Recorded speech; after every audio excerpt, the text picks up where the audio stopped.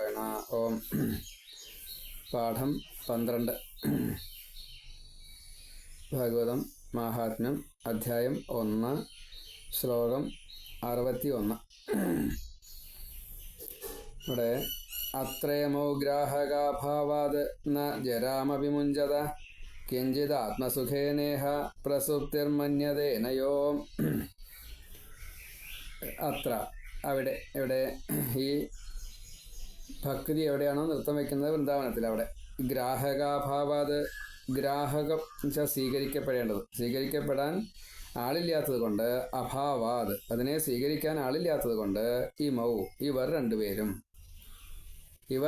എന്നുള്ളത് ഇപ്പം നമ്മൾ തുടർച്ചയായിട്ട് പറഞ്ഞു വരിക. അത് ജ്ഞാനവും വൈരാഗ്യവുമാണ്. ജ്ഞാനവും വൈരാഗ്യവും സ്വീകരിക്കാൻ ആളില്ല. ജരാം അഭി, ജരയെയും ന മുഞ്ചത വിടുന്നില്ല. അതുകൊണ്ട് ഇവരെ സ്വീകരിക്കാൻ ആളില്ലാത്തത് കൊണ്ട് ഈ ജ്ഞാനവൈരാഗ്യങ്ങൾക്ക് ജീർണത ഭവിച്ചു. ഈ ജ്ഞാനത്തിനും വൈരാഗ്യത്തിനും ഒരു പ്രശ്നമുണ്ട്. പുസ്തകം നമ്മളിങ്ങനെ വാങ്ങി വെച്ചിട്ട് കാര്യമില്ല, വായിക്കണമല്ലോ. എല്ലാ ദിവസവും കുറച്ച് നേരം വായിക്കണം. അലമാരയിൽ പുസ്തകമൊക്കെ ഉണ്ട്, എനിക്ക് വായിക്കാനൊന്നും പറ്റിയിട്ടില്ല. 2 കൊല്ലമായി ഈ പുസ്തകം കിട്ടിയിട്ട്, പക്ഷെ വായിക്കലൊന്നും ഉണ്ടായില്ല. പുസ്തകം എന്തിനാ കിട്ടണത്? ഒരു തവണയെങ്കിലും വായിക്കണേ. പിന്നെ ഇടയ്ക്ക് എടുത്ത് നോക്കുകയും വേണം. ഒരു തവണ നമ്മൾ വായിച്ചു, സ്ഥിരമായിട്ട് ഉപയോഗിക്കുന്നത് വെച്ചാൽ വായിച്ചുകൊണ്ടിരിക്കുക. ഇപ്പോൾ ഭാഗവതമാണ് നമ്മൾ വായിക്കുന്നത് വെച്ചാൽ സ്ഥിരമായിട്ട് വായിച്ചുകൊണ്ടിരിക്കുക. ഇപ്പോൾ 70 വയസ്സ് കഴിഞ്ഞുള്ള ഒരാൾ ഭാഗവതനെ കേട്ടപ്പോൾ അതിലെ സംസ്കൃത ശ്ലോകങ്ങളും അതിൻ്റെ അർത്ഥമൊക്കെ ഇങ്ങനെ പറയുമ്പോൾ എനിക്കും വേണം ഒരു പുസ്തകം. എന്തിനാ അത്? ഭാഗവതം പഠിക്കാൻ.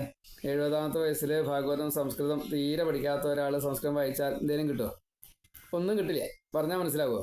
കാരണം എന്ത്? ഭ്രമിച്ചിരിക്കുകയാണ്. സംസ്കൃതത്തിലാണ് ഒക്കെ ഉള്ളതെന്നാണ് ധാരണ. അപ്പോൾ ഈ ഭ്രമം കിട്ടിയാൽ എന്താ ഉണ്ടാവുക? നമ്മൾ നമ്മെ തന്നെ മറക്കുകയാണ്. അത് സ്വീകരിക്കാനുള്ള കഴിവില്ലാത്തൊരു ഭാവത്തിലെത്തുകയാണ്. അപ്പോഴാണ് ഈ ജ്ഞാനമില്ല, വൈരാഗ്യമില്ല എന്ന് പറയണത്. വൈരാഗ്യം ഇവിടെ എന്തിനാ വൈരാഗ്യം വേണ്ടത്? ഇനി എനിക്ക് പഠിക്കാൻ പറ്റില്ല, ഞാൻ അതുകൊണ്ട് സംസ്കൃതം പഠിക്കുന്നത് ഉപേക്ഷിച്ചു. വൈരാഗ്യം, അത് വൈരാഗ്യമാണ്. അത് പറഞ്ഞാൽ മനസ്സിലാവണ്ടേ? എനിക്ക് ജ്ഞാനമില്ല എന്ന ബോധമുണ്ടെങ്കിൽ ജ്ഞാനം ഉണ്ടാവാൻ എന്താ വേണ്ടത്? ഇനി സംസ്കൃതം പഠിച്ചിട്ട് ഈ ഭാഗവതം മുഴുവനെ പഠിക്കാൻ പറ്റുമോ? നേരെ മറിച്ച് അത് മലയാളം വായിക്കുക വെച്ചാൽ ഞാൻ മലയാളം പറയണത് വായിക്കുന്നത്, അല്ലെങ്കിൽ എൻ്റെ ഭാഷ അതാണെങ്കിൽ ഞാൻ മലയാളിയാണെങ്കിൽ മലയാളമല്ലേ വേണ്ടത്? ഇനി എത്ര കിട്ടും? ആയുസ് എത്ര ഉണ്ട്? 70 വയസ്സ് കഴിഞ്ഞാൽ പിന്നെ 120 വയസ്സ് വരെ അതിൽ കൂടുതൽ ഉണ്ടാവില്ല. ആരോഗ്യത്തിൻ്റെ പ്രശ്നങ്ങളും മറ്റു കാര്യങ്ങളൊക്കെ കണക്കാക്കുമ്പോൾ അത്ര എളുപ്പമല്ല. പിന്നെ കിടക്കണ വരെ അപ്പം അതുകൊണ്ട് മലയാളം വായിക്കുക വേണ്ടത്. പറഞ്ഞാൽ മനസ്സിലാവില്ല, മാർഗമില്ല. കാരണം ഇത് സ്വീകരിക്കാനുള്ള ജീവന്റെ പുണ്യം കിട്ടിയാൽ മാത്രമേ ഈ ഭ്രമത്തിൽ നിന്നും മോചനം നേടൂ. ആചാര്യന്മാരൻ അങ്ങനെയാ. അതൊന്നും വായിക്കണ്ട, നിങ്ങളിതാ ഈ വായിക്കൂ, ഇത് തൊട്ടാൽ മതി, തലയിൽ വെച്ചാൽ മതി. എന്താ വെച്ചാൽ എനിക്ക് കമ്മീഷൻ ഉണ്ട്, അത്രയേ ഉള്ളൂ. അതായത് എന്തിനെയാണോ പറഞ്ഞു കൊടുക്കേണ്ടത് അതല്ല പറഞ്ഞു കൊടുക്കുക. അത് പാഖണ്ഡമാണ്. എത്ര വലിയ ആചാരനായിട്ടും കാര്യമില്ല. നിങ്ങൾ സംസ്കൃതം വായിച്ചോളൂ എന്ന് പറഞ്ഞിട്ട് കാര്യമില്ല. അല്ലെങ്കിൽ അല്ലെങ്കിൽ ഞാൻ അങ്ങനെ മരിച്ച് പറയാം. എങ്ങനെ പറയാം? നിങ്ങളെ കൊണ്ട് ഇനി പരമാവധി ഒരു അധ്യായമൊക്കെ പഠിക്കാൻ പറ്റുമായിരിക്കും. മത്സ്യപുരാണം അത് മാത്രം പഠിച്ചോളൂ, അതിലെല്ലാം ഉണ്ട്. അപ്പോൾ ചിന്താശേഷിയൊന്നും ഉണ്ടാവില്ല. അപ്പോൾ ശ്ലോകാർത്ഥവും വാച്യാർത്ഥവും അത് മാത്രമേ നിങ്ങൾക്ക് പഠിക്കാൻ പറ്റുള്ളൂ. ആ സംസ്കൃത അക്ഷരങ്ങളും വായിച്ചോളൂ, മതി. ഭാഗവതം മുഴുവൻ പഠിക്കാൻ നിൽക്കണ്ട, ഒന്നും ആവില്ല. അതാണ് പറഞ്ഞു കൊടുക്കേണ്ടത്. അത് പറഞ്ഞു കൊടുക്കണവരെ ഇഷ്ടമല്ല എന്ന് ജനങ്ങൾക്ക്. വിമർശനം വേണം.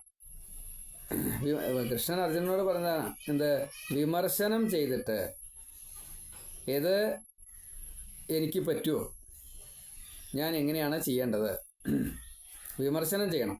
എന്നിട്ട് എന്താണോ ഇച്ഛ വരുന്നത് അത് ചെയ്തോളൂ. യഥേച്ഛസി തഥാ ഗുരു. അതാണ് വിമർശനം ചെയ്യണം. ആ വാക്കിനാ പ്രാധാന്യം. യഥേച്ഛസി തഥാ ഗുരു എന്നാ എല്ലാ ആചാര്യന്മാരും അതാ പറയാ. ഞാൻ പറയാം അങ്ങനെയല്ല. ഞാൻ പറയുന്നത് വിമർശനം ചെയ്യണം. വിമർശനം ചെയ്തിട്ട് എന്താണോ ഇച്ഛ വന്നത് അത് ചെയ്യൂ. ഒരാൾക്ക് ഭാഗവതം കൊടുക്കാൻ വേണ്ടി ഞാൻ നിൽക്കുമ്പോൾ മുമ്പിലിരിക്കണ എല്ലാ സദസ്സിലേക്കൊക്കെ വരും ഒരു ടീച്ചറാ. പക്ഷെ ആ ടീച്ചർ ആ വന്നയാളെ തടുത്തു. അതേ, മലയാളം വായിക്കണ്ട കേട്ടോ, സംസ്കൃതം വായിച്ചത്, എന്നാലും എന്തെങ്കിലും കിട്ടുള്ളൂ. ആർക്ക് കിട്ടുള്ളൂ? ഈ വന്നയാൾക്ക് സംസ്കൃതം ഒട്ടും അറിയില്ല, മഹാഭാവ. പൈസ ധാരാളമുണ്ട്.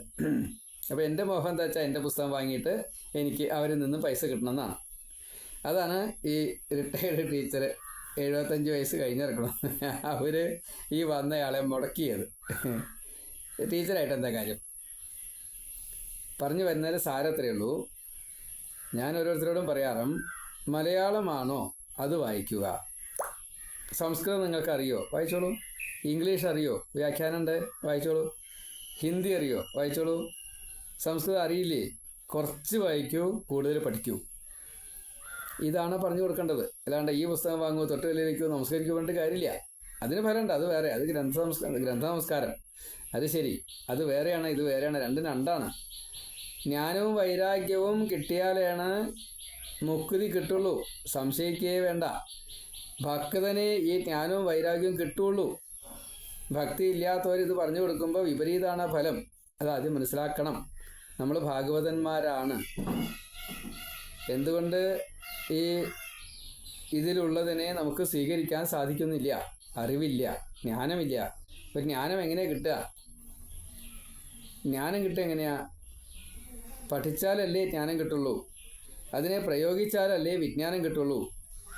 അനുഭവിച്ചാലല്ലേ വിജ്ഞാനത്തെ സ്വായത്തമാക്കാൻ പറ്റുള്ളൂ. ജ്ഞാന വിജ്ഞാനയോശ്ച ഏവ എന്നാണ് മുക്തി ലഭിക്കുള്ളൂ. ഇത് രണ്ടും കിട്ടിയാൽ മാത്രമേ മുക്തി കിട്ടുള്ളൂ. ഭക്തന് ഭഗവാൻ അത് കൊടുക്കുന്നാ പറഞ്ഞത്. ഭക്തന് അത് ഭഗവാൻ കൊടുക്കുക, ഈ സംസ്കൃതം വായിച്ചാൽ കൊടുക്കുന്നല്ല പറഞ്ഞത്. അത് തെറ്റിദ്ധരിക്കണ്ട. മലയാളം വായിക്കൂ. എനിക്കിപ്പോഴും ഇഷ്ടം സംസ്കൃതം വായിക്കാനല്ല. എല്ലാവരും സംസ്കൃതം വായിക്കണമെന്ന് വെച്ചാൽ എനിക്ക് അവിടെ വായിക്കാനുള്ള താല്പര്യമില്ല. കാരണം എന്താ വെച്ചാൽ ഞാൻ സംസ്കൃതം പഠിക്കാത്ത ആളാണ്. സംസ്കൃതം പഠിക്കുക വെച്ചാൽ സംസ്കൃതത്തിൻ്റെ വ്യാകരണങ്ങളും അതിൻ്റെ ശബ്ദ ഉൽപ്പത്തിയും ധാതു അർത്ഥങ്ങളും അറിയണം. അതിൻ്റെ വ്യാകരണത്തെ മനസ്സിലാക്കണം, കൂട്ടിച്ചേർക്കലുകളെ മനസ്സിലാക്കണം. തൽസംഭവം എന്ത്, അത് പ്രയോഗിക്കുന്ന സന്ദർഭം ഏത്, ഇതൊക്കെ അറിയണേ. ഒരു ദീർഘവും ഒരു ഹ്രസ്വവും വന്നു കഴിഞ്ഞാൽ അർത്ഥം മാറും. ഒരു സ്വരത്തിൻ്റെ വ്യത്യാസം കൊണ്ട് രണ്ട് മാത്ര വന്നാൽ തന്നെ അർത്ഥം മാറും. അതിനൊക്കെ അറിയണം. അതുകൊണ്ടാണ് സംസ്കൃതം പഠിച്ചിട്ടില്ല എന്ന് പറയണത്. അത് കളിയാക്കി പറയല്ല. അങ്ങനെ ധരിക്കുള്ളൂ ജനങ്ങൾ. മാർഗമില്ല. കൈ പാഖണ്ഡം കേട്ടിട്ടേ വളരെ പ്രശ്നമാണ്. സത്യത്തെ പറയണം. നമ്മൾ വിനയമില്ലാച്ചാൽ, ഇപ്പം ഞാൻ പറയുന്നത് വിനയമല്ല എന്നാണ് അത് കേൾക്കുന്നവർ ധരിക്കുക. എൻ്റെ ഉള്ളിൽ വിനയം എനിക്ക് നല്ലോണം അറിയാം. നല്ലോണം അറിഞ്ഞത് കൊണ്ടാണ് ഇങ്ങനെ പറയാൻ സാധിക്കുന്നത്. അല്ലെങ്കിൽ ഇങ്ങനെ പറയാൻ സാധിക്കില്ല. എന്നെ ആൾക്കാർ സ്വീകരിച്ചില്ലെങ്കിലോ എന്ന് വിചാരിച്ച് ഞാനത് പറയില്ല. എന്തുകൊണ്ട് ജ്ഞാനവും വൈരാഗ്യവും കിട്ടുന്നില്ല? ഇവിടെ അത്ര ഇമോ ഗ്രാഹകാഭാവാതെന്ന ഗ്രഹിക്കാനുള്ള കഴിവില്ലാത്തത് കൊണ്ടാണ്. അതാണ് വ്യാഖ്യാനം. നമ്മൾ പ്രശസ്തി ഉണ്ടായിട്ട് കാര്യമില്ല. പറഞ്ഞു തരുന്ന കാര്യങ്ങൾ വിപരീതമാണ് എന്നുള്ളത് നമുക്ക് മനസ്സിലാവും. ഇത് ഈ ജ്ഞാനമില്ലാത്ത ഓഡിയൻസിന് മനസ്സിലാവില്ല, ശ്രോതാക്കൾക്ക് മനസ്സിലാവില്ല. അവരവരുടെ കാര്യം നടത്താൻ വേണ്ടിയിട്ടാണ് ഇങ്ങനെ പറയണത്.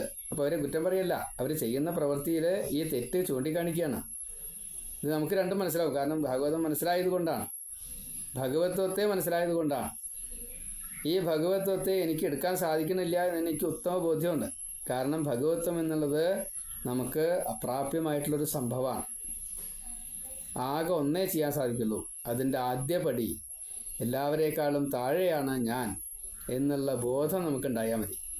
അതിനനുസരിച്ച് പ്രവർത്തിച്ചാൽ മതി. ഏറ്റവും കൂടുതൽ വിഷമം തോന്നാറും ടീച്ചിങ് വിഭാഗത്തിലാണ്. ടീച്ചറായോ കുടുങ്ങി. എന്താ വെച്ചാൽ അനവധി ആൾക്കാർ നമസ്കരിക്കും. ആചാര്യനായാൽ കുടുങ്ങി. ആചാര്യനായാൽ എല്ലാവരും വന്ന് നമസ്കരിക്കുമ്പോൾ എന്താ വിചാരം? എനിക്കിത് ഗ്രഹിക്കാനുള്ള കഴിവില്ല എന്നുള്ള അറിവ് പോലും ഈ ടീച്ചർക്കോ ആചാര്യനോ ഇല്ല. അത് ഉൾക്കൊള്ളാൻ സാധിക്കുമ്പോഴാണ് ഈ വിമർശനം ചെയ്യാൻ സാധിക്കുന്നത്. അപ്പോഴാണ് ഇച്ഛ എങ്ങനെയാണോ വേണ്ടത്, എങ്ങനെയാണ് വേണ്ടത്, ഭഗവാങ്കൽ എത്താനുള്ള മുമുക്ഷുഭാവം ഉണ്ടെങ്കിൽ മാത്രമേ ഈ ശുശ്രൂഷാഭാവം കിട്ടുള്ളൂ, ശ്രോതും ഇച്ഛ കിട്ടുള്ളൂ. ആരെയാ കേൾക്കേണ്ടത്? ഭഗവാനെയും ഭഗവത്വത്തെയുമാണ് കേൾക്കേണ്ടത്. പുസ്തകം തൊട്ട് തലയിൽ വയ്ക്കൂ എന്നുള്ള അല്ല കേൾക്കേണ്ടത്.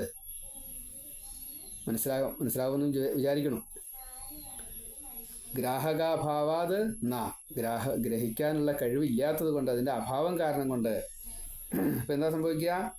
ഇമൗ ജരാം അഭി ന മുഞ്ചത, അവർക്ക് ജര ജരാനര ബാധിച്ചത് ഒഴിവാക്കാൻ സാധിക്കണില്ല, കായകൽപ്പം ചെയ്താലും പറ്റുന്നില്ല എന്ന്.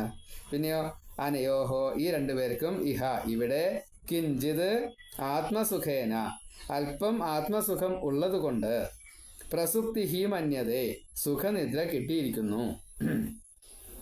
അപ്പോൾ ഈ ജ്ഞാനവൈരാഗ്യങ്ങളെ ആഗ്രഹിക്കുന്നവർ ഇല്ലാത്തത് കൊണ്ട് അത് വലിയ കുഴപ്പമായി. പക്ഷേ ഇവർക്ക് ഈ ജരാനര ബാധിച്ചത് കൊണ്ട് ഈ അറിവിനെയോ വൈരാഗ്യത്തെയോ ഈ വേണ്ട എന്നുവെച്ചാൽ ചീത്ത ആളുകളുണ്ടല്ലോ, ചീത്ത മനസ്സുള്ള ആളുകൾ, അവർക്ക് ഇത് കൊടുക്കാൻ സാധിക്കണില്ല, അവർക്കത് എടുക്കാൻ സാധിക്കണില്ല. അതുകൊണ്ട് അവർക്ക് എന്ത് സംഭവിച്ചു? ആത്മസുഖത്തെ കിട്ടുന്നില്ല. ആത്മസുഖത്തെ കിട്ടുകയാണെങ്കിലോ അവർക്ക് ഭഗവാനിൽ എത്താൻ സാധിക്കും. ഇത് എത്താൻ സാധിക്കുന്നില്ല എന്നതാണ്. അത്രയമൗ ഗ്രാഹക അഭാവാത് ന ജരാം അപി മുഞ്ചത കിഞ്ചിത് ആത്മസുഖേന ഇഹ പ്രസുപ്തി മന്യതേ അനയോഹോ. ആത്മസുഖത്തെ അനുഭവിക്കണമെങ്കിൽ ഭഗവാനെയും ഭഗവത്വത്തെയും അറിയണം, അല്ലെങ്കിൽ നമുക്ക് അവിടേക്ക് എത്താൻ സാധിക്കില്ല. അത്ര ഇവിടെ ഈ വൃന്ദാവനത്തിലും ഗ്രാഹക അഭാവാത് ഗ്രഹിക്കാനുള്ള കഴിവ് ഇല്ലാത്തത് കൊണ്ട്, സ്വീകരിക്കാൻ ആളില്ലാത്തത് കൊണ്ട് ഇമൗ ഈ ജ്ഞാനവൈരാഗ്യങ്ങള് ജരാം അഭി ജരയെയും ന മുഞ്ചത വിടുന്നില്ല. അവർക്ക് ജരാനര ബാധിച്ചത് അങ്ങനെ തന്നെ കിടക്കുകയാണ്. അനയോഹോ ഈ രണ്ടുപേർക്ക് ഇഹ ഇവിടെ കിഞ്ചിത് ആത്മസുഖേന കുറച്ച് ആത്മസുഖം ഉള്ളത് കൊണ്ട്, എന്താ കാരണം? ശ്രീകൃഷ്ണനോട് ഓടി കളിച്ചിട്ടുണ്ടാവണ്ട.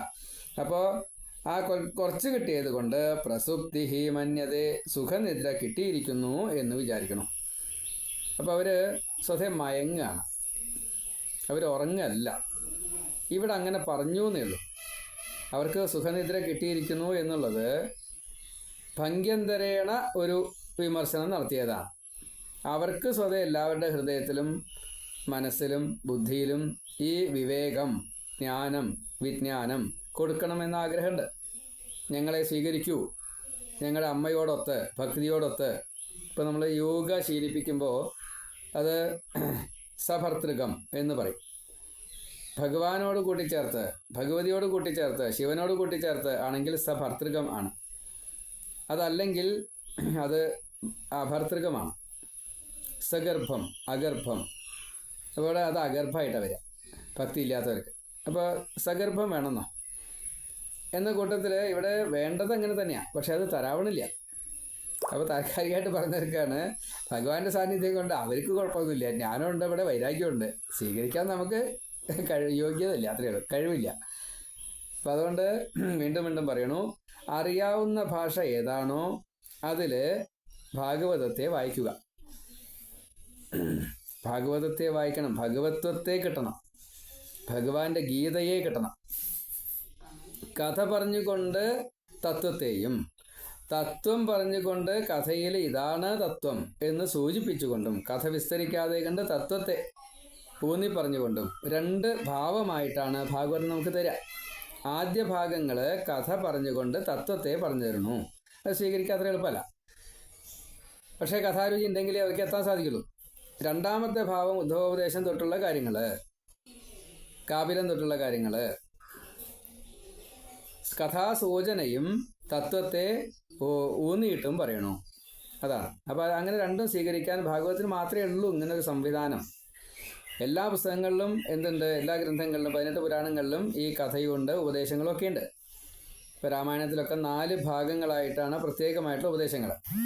അതേപോലെ മറ്റ് പല ഭക്തന്മാരും ചില സ്തുതികളും അങ്ങനെയുള്ള പ്രത്യേകതകളൊക്കെ ഉണ്ട്. അവിടെ ആ രീതിയിലാണ് പല പല സ്ഥലങ്ങളിലായിട്ടാണ് കൊടുത്തത്. ഇത് കുറച്ച് ഒന്നിച്ചു കൊടുത്തു, അത്രേ വ്യത്യാസമുള്ളൂ. ഇവിടെയുണ്ട് ശുഭോപദേശം വേറെയാണ്, രഘുഗണ ജഡഭരത ഉപദേശം അത് വേറെയാണ്. അപ്പോൾ ഇൻ ബിറ്റ്വീനൊക്കെ ഉണ്ട്, ഇല്ല എന്ന് പറയല്ല, എങ്കിലും കൂടുതൽ അതാണ്. ഇപ്പോൾ മത്സ്യപുരാണത്തിൽ ഉപദേശമൊക്കെ ഉണ്ട്, പക്ഷേ സൂചനയുള്ളൂ, അതാണ്. അപ്പോൾ ഇതുകൊണ്ട് ഗ്രാഹക അഭാവാത് ന എന്ന് പറഞ്ഞതുകൊണ്ട് നമ്മുടെ വീക്ക്നെസ്സിനെ, നമ്മുടെ ഈ ഒരു സ്വീകരിക്കാനുള്ള തയ്യാറെടുപ്പില്ലായ്മ, നമുക്ക് ക്ഷമയില്ല. ഭാഗവതം വായിക്കാൻ അവിടെ കഥ പറയുന്നുണ്ട്, അവിടെ നീട്ടുപോയ പറയാനാണ് തുടങ്ങിക്കഴിഞ്ഞാൽ അപ്പോൾ തമ്മിൽ സംസാരിച്ചു കൊണ്ടിരിക്കുന്നത് എല്ലാ ഓഡിയൻസിൻ്റെ ഒരു ശീല. പറയാനാണ് തുടങ്ങിയാൽ മതി, അപ്പോൾ സംസാരിക്കാൻ തുടങ്ങും. പിന്നെ പറച്ചിൽ കുറയാണ്ട് വെച്ചപ്പോൾ അപ്പോഴത് കേൾക്കണം തോന്നുമ്പോഴേക്കും ഇവിടെ പറയൽ കഴിയാറായി. അത് തിരുമേനിയൊന്നും പറഞ്ഞില്ല കേട്ടോ, ഒന്നും പറയും. എന്തേ മനസ്സിലായേ? അപ്പം അങ്ങനെയല്ല വേണ്ടത്. പറയാൻ തുടങ്ങുമ്പോൾ ശ്രദ്ധയോട് കൂടിയിട്ടിരിക്കുക. അപ്പോഴാണ് എന്തെങ്കിലും പറയാനുള്ളിൽ നിന്ന് കിട്ടുള്ളൂ. അതേപോലെ തന്നെ ഈ ഇപ്പം ഇതിൽ അർത്ഥങ്ങൾ പലതും ഉണ്ട്. ഞാൻ ആദ്യം ഉദ്ദേശിച്ചത് എന്താ വെച്ചാൽ വെറും അക്ഷരത്തിൻ്റെയും വാക്കിൻ്റെയും അർത്ഥം, ശ്ലോകത്തിൻ്റെയും അർത്ഥം മാത്രം പറയാനാ. അപ്പോഴാണ് അങ്ങനെ പോരാ, ചിലത് പറയണം എന്നുള്ളത് അഭിപ്രായങ്ങൾ വന്നു. അങ്ങനെ അഭിപ്രായങ്ങൾ വന്നപ്പോഴാണ് ഞാൻ ഇപ്പോൾ എന്നെ വ്യാഖ്യാനിച്ചത്. ഈ വ്യാഖ്യാനം ദുർവ്യാഖ്യാനാണെന്ന് തെറ്റിദ്ധരിക്കണ്ട. സദ് ഉദ്ദേശത്തോട് കൂടിയിട്ടാണ് ഇത് പറയുന്നത്. നല്ലോണം അറിഞ്ഞിട്ടാണ് പറയുന്നത്. ഞാൻ കുട്ടിക്കാലം മുതലേ ഭാഗവതം ശ്രദ്ധിക്കുന്ന ഒരാളാണ്. കാരണം അത് അമ്മയുടെ ദുഃഖം തീർത്താണ് ഭാഗവതം, എൻ്റെ ദുഃഖം തീർത്താണ് ഭാഗവതം. നിങ്ങൾക്കും ആ ദുഃഖം തീർക്കണം. അപ്പം അതിന് അന്ധതയല്ല വേണ്ടത്. അന്ധമായിട്ട് ഭാഗവതത്തിന് തൊട്ടുകളിലേക്കല്ല വേണ്ടത്. സംസ്കൃതം വായിച്ചാൽ ഗുണമുണ്ടില്ല എന്ന് പറയല്ല, അത് വായിക്കാറാവണം, എന്നിട്ട് വായിച്ചാൽ മതി. ഞാൻ പോലും വായിക്കുമ്പോൾ തെറ്റാറുണ്ട്. ഞാൻ സംസ്കൃതം പഠിക്കാത്തതുകൊണ്ടാണ്. ഇപ്പോൾ വ്യാഖ്യാനിച്ച ഒരു തവണ പഠിപ്പിക്കൽ കഴിഞ്ഞു വെച്ചാലും പഠിപ്പിച്ചതെല്ലാം എനിക്ക് നല്ല ബോധ്യമുണ്ട്. അങ്ങനെയല്ല പഠിപ്പിക്കേണ്ടതെന്ന് എനിക്കറിയാം. പക്ഷേ അതിൽ നിന്ന് ഞാൻ ചിലത് പഠിക്കുന്നുണ്ട്. അപ്പോൾ ആ പഠിക്കുമ്പോഴാണ് ഇത് വലിയൊരു കടലാണ്, ഇത് കൂടുതൽ എടുക്കാൻ പറ്റും. അപ്പോൾ ഒരു ശ്ലോകത്തിനെ എടുക്കുമ്പോൾ അത് കൂടുതൽ പറയാനുണ്ട് എന്നുള്ളത് മനസ്സിലാവുമ്പോഴാണ് ഭാഗവതം പഠിക്കണം. ഇതിപ്പോൾ ഞാൻ പുതിയ ശ്രോതാക്കൾക്ക് വേണ്ടിയിട്ടാണ് ഇപ്പം ഈ പറയണത്. അപ്പം അതുകൊണ്ട് അവരെ ഭ്രമിക്കണ്ട. ഭ്രമം വേണ്ടത് ഇതിൽ തത്വത്തെ എനിക്ക് സ്വീകരിക്കാൻ സാധിക്കുന്നുണ്ടോ, അതാണ് പറ്റുന്നില്ലല്ലോ, അതാണ് ഭ്രമം വേണ്ടത്. അപ്പോൾ അതിന് അന്ധമായിട്ട് അത് വേണ്ട. ഗ്രാഹകാഭാവത് ഗ്രഹിക്കാനുള്ള ഈ അഭാവം അതിനെ നമ്മൾ അറിയണം. അത് ഇല്ലാത്തത് കൊണ്ടാണ് നമുക്ക് ഈ ച്യുതി വരുന്നത്. അത് നമുക്ക് ച്യുതി വരാതിരിക്കണം വെച്ചാൽ എന്ത് വേണം? എന്താണോ മലയാളത്തിൽ നിന്ന് കിട്ടുന്നത് അതിനെ ആദ്യം എടുക്കുക. അതിനെടുത്തതിൻ്റെ ശേഷം മറ്റേക്ക് കടന്നോളൂ. നമുക്ക് അതിലേക്ക് വേദെടുക്കാൻ പറ്റുമോ നിങ്ങൾക്ക്? ഭാഗവതം എന്താ വെച്ചാൽ മലയാളത്തിലുള്ള ലിപി ഉണ്ടായതുകൊണ്ട് ശരി വായിക്കാം. അപ്പോൾ അതല്ല വേണ്ടത്. വേദെടുക്കാൻ പറ്റാത്ത ആൾക്ക് ഭാഗവതം എടുക്കാൻ പറ്റില്ല. പറ്റും, പഠിച്ചവർക്ക് പറ്റും, പഠിച്ചാത്തവർക്ക് പറ്റില്ല. അപ്പോൾ ഇവിടെ പ്രശ്നം ഇതാണ്, എന്തുകൊണ്ട് ജ്ഞാനവും വൈരാഗ്യവും ഇവിടെ സംഭവിക്കണില്ല? ഗ്രാഹക അഭാവാത്, സ്വീകരിക്കാനുള്ള കഴിവിൻ്റെ കുറവാണ്. അത് നാരദൻ ഉറപ്പിച്ച് പറഞ്ഞു. ഇവിടെ ഉണ്ട് കേട്ടോ, ഭാഗവതത്തിലുണ്ട് ഈ സാധനം, രണ്ടുമുണ്ട്, ജ്ഞാനമുണ്ട് വൈരാഗ്യമുണ്ട്, കിട്ടും. അടുത്ത ശ്ലോകം 62. ശ്രീഭക്തിരുവാച കഥം പരീക്ഷിത രാജ്ഞ സ്ഥാപിതോ ഹ്യശുചി കലി പ്രവൃത്തേ തു കലൗ സർവസാര കുത്ര ഗതോ മഹാൻ. എളുപ്പത്തിൽ ചോദിക്കുക, അങ്ങനെയാണ്. ഭക്തി ദേവിയാണ് ചോദിക്കുന്നത്. പരീക്ഷിത രാജ്ഞ, പരീക്ഷിത്ത് എന്ന രാജാവിനാൽ അശുചിഹി കലിഹി, ഈ മലിന സ്വരൂപനായിട്ടുള്ള ഈ കലിയുഗത്തിൻ്റെ പ്രഭാവം. കലി എന്നുള്ള യുഗപുരുഷനാണ്. അപ്പോൾ ആ യുഗപുരുഷനെ കഥം സ്ഥാപിത, എങ്ങനെയാണ് നിലനിർത്തിയത്? നമ്മൾ സാധാരണഗതിയിൽ ഒരു സാത്വിക ഭാവം നിലനിർത്തി, ഒരു ദേവന്റെ അമ്പലത്തിൽ ദേവന്റെ ചൈതന്യം ബിംബത്തിലേക്ക് ആവാഹിച്ച് അത് ദേവചൈതന്യം പ്രതിഷ്ഠിച്ചു എന്ന കൂട്ടത്തിലാണ് കലിയുഗ പുരുഷനായിട്ടുള്ള കലിയുടെ ചിത്ത ആണ്. അറിഞ്ഞുകൊണ്ടാണ്. പരീക്ഷിതാന്ന് വെച്ചാൽ ഏറ്റവും സാത്വികനാണ്, ഭക്തനാണ്, ഭാഗവതം നേരിട്ട് കേട്ട ആളാ. ശ്രീശുഖ ബ്രഹ്മർഷിയിൽ നിന്നാണ് നാരദൻ മറ്റേ ഈ ഭാഗവതം കേട്ടതേ. വ്യാസനിൽ നിന്നല്ല, അല്ലെങ്കിൽ നാരദനിൽ നിന്നല്ല, സനകാദികളിൽ നിന്നല്ല, ഭഗവാനിൽ നിന്നും കേട്ട പോലെയാണ്. ബ്രഹ്മാവിൽ നിന്നും കേട്ടാൽ ഇത്ര കിട്ടില്ല. ഭഗവാനിൽ നിന്നും ഈ ശ്രീശുഖ ബ്രഹ്മർഷിയിൽ നിന്നും കേൾക്കുമ്പോഴേ ഇത്രത്തോളം എത്താൻ സാധിക്കുള്ളൂ. അതിന് അർഹത കിട്ടുള്ളൂ. ഈ അർഹത കിട്ടിയ ആളാണ് പരീക്ഷിത്. ആ പരീക്ഷിത്താണ് അപ്പോൾ ഈ കലിയെ ഇപ്രകാരത്തിൽ സ്ഥാപിച്ചു എന്ന് പറഞ്ഞതേ. കലോ പ്രവർത്തേത്തു, ഈ കലിയുടെ പ്രവർത്തനമായപ്പോൾ മഹാൻ സർവസാരഹ, ഈ കലിയുടേതായിട്ടുള്ള ഒരു ദൂഷ്യത്തിൻ്റെ ഇടയ്ക്കും ഈ പരീക്ഷത്ത് രാജാവ് എല്ലാറ്റിൻ്റെയും സാരം ഗൃഹീതം. സാരം അത് മാത്രം സാരത്തെ എടുക്കുന്നയാളാ. കുത്ര ഗതഹ, എവിടെ പോയി? ആ മഹത്തായിട്ടുള്ള സർവസാരം എവിടെ പോയി? ഇതാ ചോദ്യം. എന്താ കാരണം? കലിയുടെ ഈ ഭാവം നമ്മുടെ ജീവനെ അശുദ്ധീകരിക്കും. എന്നിട്ടും പരീക്ഷിത്ത കലിയെ ഉപേക്ഷിച്ചില്ല. കലിയുടെ യുഗപുരുഷ ഭാവത്തെ തീർക്കാൻ പാടില്ല, എന്തെങ്കിലാവട്ടെ, പക്ഷെ അത് പോട്ടെ, എങ്കിലും അത് സ്ഥാപിച്ചു. എന്തുകൊണ്ട് കലിയെ നിഗ്രഹിച്ചില്ല എന്നതാണ് ചോദ്യം. എന്താ കാരണം? കലിയിൽ നാമം മാത്രം മതി, ഭഗവാനെ കിട്ടും, മുക്തി കിട്ടും. വേറൊരു യുഗത്തിലും അത്യധികം കഠിനാധ്വാനം ചെയ്യാതെ കണ്ട് ഭഗവാനെ കിട്ടില്ല, ഭഗവാനിൽ എത്താൻ സാധിക്കില്ല. ഇത് മനസ്സിന് വളരെയധികം ദോഷഭാവങ്ങളുണ്ടെങ്കിലും നാമം ജപിച്ചു കഴിഞ്ഞാൽ നമുക്ക് മുക്തി കിട്ടും. കലിയുടെ ഏറ്റവും വലിയ ഒരേ ഒരു ഗുണം എളുപ്പത്തിൽ മുക്തിയെ കിട്ടണു എന്നതാണ്. അത് ദേവന്മാർ കണ്ടുപിടിച്ചുകൊണ്ടാണ് പഞ്ചമസ്കന്ധത്തിൽ പ്രത്യേകം പറഞ്ഞത്. കലികാലത്തിൽ ബ്രാഹ്മണനായിട്ട് ജനിക്കണം, വേദം പഠിക്കണം, വേദാർത്ഥം പഠിക്കണം, ഇങ്ങനെയൊക്കെ എല്ലാവിധ ജ്ഞാനങ്ങളും ഉള്ളയാളായിട്ടും എനിക്ക് കലികാലത്തിൽ ജനിച്ച് നാമത്തെ ജപിക്കാറാവണം, ഭക്തി തരണം. ഭക്തിയോട് കൂടിയിട്ട് ഭഗവാന്റെ നാമം ജപിച്ചു കഴിഞ്ഞാൽ ഈ കർമ്മങ്ങളൊന്നും ചെയ്യണ്ടല്ലോ, യാഗപൂജാദികളൊന്നും ചെയ്യണ്ടല്ലോ, ഭഗവാനിലേക്ക് നേരിട്ട് എത്താലോ. അതുകൊണ്ട് കലികാലത്ത് ബ്രാഹ്മണനായിട്ട് ഭക്തനായിട്ട് നാമം ജപിക്കാറാക്കി തരണേ എന്നാണ് പ്രാർത്ഥിച്ചത്. കർമ്മഭൂമിയാണ് ഭാരതം. ഭാസിൽ രതി ഉണ്ടെങ്കിലേ കർമ്മം ചെയ്യാൻ തോന്നുള്ളൂ. കർമ്മം ചെയ്യുന്നത് ഭഗവാൻ പ്രീതിക്കാണ്. അതൊക്കെ ഭാരതത്തിലുണ്ടായാലേ പറ്റുള്ളൂ. ഈ ഈശ്വര വിശ്വാസത്തോടു കൂടിയിട്ട് ആധ്യാത്മികപരമായിട്ട് ചിന്തിക്കുന്നവർക്ക് മാത്രമേ അത് ചെയ്യാൻ സാധിക്കുള്ളൂ. അന്യനെ ദുഷിക്കാതെ കണ്ട്, ഹിംസ തീരെ ഇല്ലാതെ കണ്ട്, അഹിംസാവാദിയായിട്ട്, വളരെ പ്രധാനമാണ് ഈ അഹിംസയെ. അത് കൊല്ലലെന്ന് മാത്രം ധരിച്ചുകൊണ്ട് അബദ്ധമായത് അതൊന്നല്ല. അപ്പോൾ ഞാൻ കഴിഞ്ഞ ഇതിൽ പറഞ്ഞത് ഈ ഹിംസയെ ഇല്ലാണ്ടാക്കാനുള്ള അഹിംസയാണ്, വിമർശനമാണ് ചെയ്തത്. വിമർശനം ചെയ്യണം, ഗീത ഉറപ്പിച്ച് പറഞ്ഞതാ, ഭഗവാന്റെ ഉറപ്പിച്ചിട്ടുള്ള വാക്കാണ്. വിമർശനം ചെയ്തിട്ട് യഥേച്ഛസി തഥാ ഗുരു. അപ്പം അതുകൊണ്ട് പിന്നെ എന്താ സഞ്ജയൻ ഉറക്കം പറഞ്ഞത്? എവിടെയാണോ ഭഗവാനുള്ളത് അർജുനനോട് കൂടിയിട്ട് അവിടെ ഉറപ്പായിട്ടും ജയം സംഭവിക്കും. എത്ര യോഗേശ്വര കൃഷ്ണൻ, എത്ര പാർത്ഥോ ധനുർധര. ധനുസ് ധരിക്കണം. ധനു എന്നുള്ളത് ഓങ്കാരാണ്. ഓങ്കാരം എന്നുള്ളത് ശബ്ദബ്രഹ്മമായിട്ടുള്ള ജ്ഞാനമാണ്. അവിടെയാണ് തത്ര ശ്രീ വിജയ ഭവതി. അവിടെയാണ് ശ്രീ കിട്ടുക, അവിടെയാണ് വിജയം ഭവിക്കുക. സമ്പത്ത് കിട്ടുക എന്നല്ല ശ്രീ എന്നുള്ളത് ഈ തന്നതിനെ ഉപയോഗിക്കാൻ സാധിക്കുക, സൗഭാഗ്യമതും ഇല്ലാതെ കണ്ട് സൗഭാഗ്യത്തെ അനുഭവിക്കാൻ സാധിക്കുക, അതാണ് ശ്രീ. അത് കിട്ടും. എങ്ങനെ കിട്ടുള്ളൂ? ഇതാണ് എന്താ പറഞ്ഞത്? പരീക്ഷിതാരാജ്ഞ അശുചിഹി കലിഹി.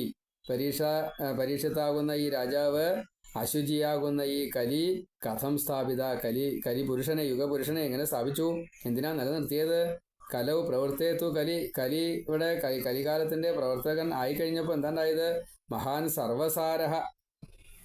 ഇനി ഭാവിയിലാണ് പരീക്ഷിത് കണ്ടിട്ടില്ല, പക്ഷെ പരീക്ഷിത് ദീർഘദർശിയാണ്, ത്രികാലജ്ഞാനിയാണ്. അതുകൊണ്ട് ഭാവി കാലങ്ങളിൽ കലി ഇങ്ങനെയൊക്കെ ചെയ്യും.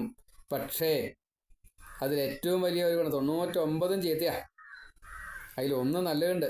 എന്താ നല്ലത്? ആ നല്ലവിടെ സൂചിപ്പിച്ചിട്ടില്ല, പറയും നാമം ജപിച്ചാൽ മതിയെന്ന്, മുക്തി കിട്ടും. അപ്പം അതുകൊണ്ട് മഹാൻ സർവസാരഹ, അതാണ് ഈ സർവസാരം. കുത്രഗത, ഇവിടെ പോയി. അപ്പോൾ കലി ഇരിക്കേണ്ടത് എവിടെയാണ്? കലിക്ക് നല്ലോണം അറിയാം. കാരണം ധനത്തോടനുബന്ധിച്ചത് ഞാൻ എൻ്റെ എന്ന് വിചാരിക്കുന്നതായിട്ടുള്ള മറ്റുള്ളവരെക്കാൾ കൂടുതൽ ആകർഷകമായിട്ടുള്ള എന്തോ അതാണ് ഈ സൗന്ദര്യം, ധനം തൊട്ടുള്ള കാര്യങ്ങളൊക്കെ, അധികാരം, ഇതൊക്കെ അതിലപ്പെടാം. ദ്യൂതം പാനം സ്ത്രീയ സൂന, 4 കാര്യങ്ങൾ ഇതോടുകൂടി ഇങ്ങോട്ട് വരും. അതിൽ അങ്ങോട്ട് കയറിയിരുന്നാൽ ഇന്ന് താഴത്തേക്കോട്ട് പോരാൻ പറ്റൂല. അതാണ്. അപ്പം ഇനി അവിടേക്ക് എത്താൻ പോവുകയാണ്. അത് പറയാൻ വേണ്ടിയിട്ടാണ് അപ്പോൾ ഇങ്ങനെയൊക്കെ പറഞ്ഞു വരുന്നത്. അപ്പോൾ ഇവിടെ കഥം പരീക്ഷിതാരാജ്ഞാ സ്ഥാപിതോ ഹ്യശുചി കലി പ്രവൃത്തേതു കലൗ സർവസാര കുത്രഗതോ ഭവാൻ കുത്രഗതോ മഹാൻ. നാരദനോടാ ചോദിക്കുന്നത് ഭക്തിദേവി, എന്തിനാ ഈ പരീക്ഷിത് രാജാവ് ഈ കലിയുടെ സകല ദോഷങ്ങളെയും അറിഞ്ഞിട്ടും എന്തിനാ യുഗപുരുഷത്വം കൊടുത്ത് ഇവിടെ നിഗ്രഹിക്കാതെ കണ്ട് അവിടെ സ്ഥാപിച്ചത്? എന്നിട്ട് ആ സർവസാരപ്പം എവിടെ പോയി? അതാണ് ഇങ്ങനെ ചോദിച്ചപ്പോൾ രണ്ടാമതും ചോദിക്കുകയാണ്. എന്താ ചോദ്യം? കരുണാപരേണ ഹരിണാപ്യധർമ്മ കഥമീക്ഷ്യതേ ഇമം മേ സംശയം ചിന്തി തദ്വദ്വാചാ സുഖിതാസ്മ്യഹം ഇപ്പം നേരത്തെ പറഞ്ഞ ആ വിമർശനം അതിൻ്റെ കണ്ടിന്യൂസ് ആയിട്ട് വരികയാണ്. കരുണാപരേണ, കരുണ സ്വഭാവശീലമായിട്ടുള്ള ഭഗവാനാൽ, ദയാലുവായിട്ടുള്ള ഹരിണ അപി, ഹരി ആകുന്നതായിട്ടുള്ള ഭഗവാൻ, അദ്ദേഹത്താലും അധർമ്മ കഥം ഈക്ഷ്യതേ, അധർമ്മം എങ്ങനെയാ ഉപേക്ഷിക്കപ്പെടുക? അധർമ്മ കഥം ഈക്ഷ്യതേ, ഈ അധർമ്മം എങ്ങനെയാണ് കണ്ടുകൊണ്ടിരിക്കുക? ഭഗവാനിത് ഈ അധർമ്മം കണ്ടുകൊണ്ടിരിക്കാൻ പറ്റുമോ? ഇമമ്മേ സംശയം, ഇത് എൻ്റെ വലിയൊരു സംശയമാണ്. ആരാ ചോദിക്കണത്? ഭക്തിയാണ് ചോദിക്കണതേ. ഭക്തിയുടെ കൂടെ ഭഗവാൻ നിൽക്കുമ്പോൾ ഭഗവാൻ ഒരിക്കലും ഈ ചീത്ത കാര്യങ്ങളെ ചിന്തിക്കാൻ പോലും പറ്റില്ല. അങ്ങനെ കണ്ടുവച്ചാൽ അതിനെ നശിപ്പിക്കും. അങ്ങനെയാണ് പതിവേ. അപ്പോൾ ഇതെന്താ ഇങ്ങനെ വരാൻ കാരണം? ഈ സംശയത്തെ, ഇമമ്മേ സംശയം ചിന്തി, ഈ സംശയം ഒന്ന് ഛേദിച്ചു തരണേ, ഇല്ലാണ്ടേക്ക് തരണേ. ത്വദ്വാച, അത് അങ്ങയുടെ വാക്കുകൊണ്ട്. നാരദ അങ്ങനെയാണല്ലോ, നാരദ ബുദ്ധിയാണല്ലോ. അപ്പോൾ നാരദ അങ്ങയുടെ വാക്കിനെ കൊണ്ട് പറയൂ, അഹം സുഖിതാസ്മി, അപ്പോൾ എനിക്ക് സുഖം കിട്ടാൻ സാധ്യതയുണ്ട്. ഉറപ്പാട്ടോ, നാരദനാണ് പറഞ്ഞു വെച്ചാൽ സുഖം കിട്ടും, ഉറപ്പാ. കരുണാപരേണ ഹരിണ, കരുണാപരനായിട്ടുള്ള ഈ ഹരിയാൽ, അപി അദ്ദേഹത്തെ പോലും, അല്ലെങ്കിൽ അദ്ദേഹത്തിനാൽ പോലും, അധർമ്മ കഥം ഈക്ഷതേ. അപ്പോൾ ഭഗവാനും ഭക്തനും പണ്ഡിതനും പല ഭാവങ്ങളുണ്ട്. ഗുരുക്കന്മാർ, ആചാര്യന്മാർ, ഇതൊക്കെ പല പല ഭാവങ്ങളാണ്. അപ്പം അങ്ങനെയുള്ള ഈ ഭാവത്തിലിരിക്കുന്നവരൊക്കെ അധർമ്മത്തെ ഇഷ്ടപ്പെടാത്തവരാണ്. അവർ എങ്ങനെയാണ് ഇതിനെ നോക്കിക്കാണുന്നത്? അപ്പോൾ ഭഗവാൻ പോലും എങ്ങനെയാണ് ഇതിനെ നോക്കിക്കാണുന്നത്? ഭഗവാൻ ഇതിനെയും നോക്കിയിരുന്നുവോ എന്നതാണ് ചോദ്യം. ഭക്തന്മാർ ഇതിനെങ്ങനെ നോക്കിയിരുന്നുവോ? അതായത് ഒരു നിയമമുണ്ട്. വിഭീഷണൻ അതാ പറഞ്ഞത്, ആവശ്യപ്പെട്ടത്. എവിടെയാണോ അധർമ്മമുള്ളത് വെച്ചാൽ എന്നെ അവിടെ നിന്നും അകറ്റൂ. അപ്പോൾ അവോയ്ഡിങ് എന്നുള്ളൊരു ഭാവത്തിൽ ചെയ്തോളൂ എന്നാണ്, ഉപേക്ഷിച്ചോളൂ. നമ്മുടെ ബന്ധുക്കളാണ്, ഗുരുവാണ്, ബന്ധുവാണ്, അങ്ങനെ കൂട്ടുക. അങ്ങനത്തെ ആളുകൾ അധർമ്മമാണ് നമ്മളോട് ചെയ്യുന്നതെങ്കിൽ, അധർമ്മമാണ് അവർ ചെയ്യുന്നതെങ്കിൽ എന്ന് നമുക്ക് തോന്നിയെങ്കിൽ അവരെ നമസ്കരിച്ചോളുക. പിന്നെ അവരുടെ അടുത്ത് പോകണ്ട. അവരെ നമസ്കരിച്ചിട്ട് ഗുഡ് ബൈ പറയാം. പിന്നെ അങ്ങോട്ട് പോകണ്ട. പിന്നെ വീണ്ടും വേണച്ചാൽ അവരിങ്ങോട്ട് വന്നോളൂ. നമ്മളപ്പോഴേക്കും ഗുരുസ്ഥാനത്തേക്ക് എത്തിയിട്ടുണ്ടാവണം. അറിവ് പറഞ്ഞു കൊടുക്കുന്ന സ്ഥാനമാണ് ഗുരു. എനിക്ക് കുറച്ച് അറിവേ ഉള്ളൂ വെച്ചാൽ ആ കുറച്ച് അറിവിനെ പറഞ്ഞു കൊടുക്കൽ ഗുരുസ്ഥാന. എനിക്ക് കടൽ പോലെ അറിവുണ്ട്, പക്ഷെ ഞാൻ ആർക്കൊന്നും പറഞ്ഞു കൊടുത്തില്ല വെച്ചാൽ ഗുരു അല്ല അയാളെ. ഗുരു എന്നത് എൻ്റെ അറിവിനെ മുഴുവൻ ഞാൻ പറഞ്ഞു കൊടുക്കണം, അതാണ് ഗുരു. എനിക്ക് ധാരാളം അറിവുണ്ട്, ഞാൻ ആർക്കൊന്നും പറഞ്ഞു കൊടുക്കില്ല വെച്ചാൽ അയാൾ ഗുരു അല്ല. ചോദിച്ചാലും പറഞ്ഞു കൊടുക്കില്ല വെച്ചാൽ അയാൾ ഗുരു അല്ല. എത്ര യോഗ്യനായിക്കോട്ടെ, എന്തൊക്കെ അവാർഡ് വേണിച്ചാൽ കിട്ടിക്കോട്ടെ, രാഷ്ട്രപതി അവാർഡ് തന്നിട്ട് ഗുരു എന്ന് പറഞ്ഞിട്ട് എന്താ അങ്ങനെ കണ്ടല്ലോ, ദ്രോണാചാര്യ അവാർഡ് അങ്ങനെ കണ്ടല്ലോ, ഒരു കാര്യമില്ല. എനിക്ക് ഇത്തിരി അറിവുള്ളൂ, ഞാൻ അത് മുഴുവൻ കൊടുക്കുന്നയാളാണ് ഗുരു. ആചാര്യൻ അങ്ങനെയല്ല. ആചാര്യൻ അത് മുഴുവൻ ആചരിച്ചുകൊണ്ടേയിരിക്കും. ഗുരുവും ആചാര്യൻ തമ്മിൽ വലിയ വ്യത്യാസമുണ്ട്. സാധാരണ ഗുരുക്കന്മാരെ ആചരിക്കും, അത് വേറെ വിഷയം. ആചാര്യൻ എന്നുള്ളത് ഇത് ആചരിച്ച് കാണിച്ചു കൊടുക്കും. ശ്രീകൃഷ്ണൻ ശരിക്കും ആചാര്യനാണ്. ശ്രീശുക ബ്രഹ്മർഷി ഗുരുവാണ്. ഭഗവാന്റെ ഒരു ദിവസം പറയുന്നുണ്ട്, ഇന്ന രീതിയിലൊക്കെ ഭഗവാൻ രാവിലെ എഴുന്നേൽക്കണു, വൈകുന്നേരം വരെ, രാത്രി വരെ ഇന്നൊക്കെ ചെയ്യണു, ആചരിക്കുന്നുണ്ട്. ശ്രീശുക ബ്രഹ്മർഷി സർവസംഘ പരിത്യാഗിയാണ്, പരിവ്രാജകനാണ്. അദ്ദേഹം ഒന്നും ആചരിക്കുന്നില്ല, ആചരിക്കേണ്ട ആവശ്യമില്ല. ഒരേ ഒരു ആചാരമേ ഉള്ളൂ, അത് നമുക്കോട്ട് പറ്റൂല, അപ്രാപ്യമാണ്. തമ്മിലുള്ള വ്യത്യാസം അതാണ്, ഭഗവാനും ഈ ഭക്തനും തമ്മിലുള്ള വ്യത്യാസം. ഭഗവാന്റെ ഭക്തനാണ് ശ്രീ ശിവബ്രഹ്മർഷി, ഭഗവത്വം പൂർണ്ണമായിട്ടുള്ള ഭക്തനാണ്. ഭഗവാന്റെ അനുഗ്രഹമായിട്ട് കിട്ടുന്നതായിട്ടുള്ള ഈ സിദ്ധികളെ മുഴുവൻ ഉപേക്ഷിച്ചയാളാണ്. ശിവത്വം ഉണ്ടെന്നർത്ഥം.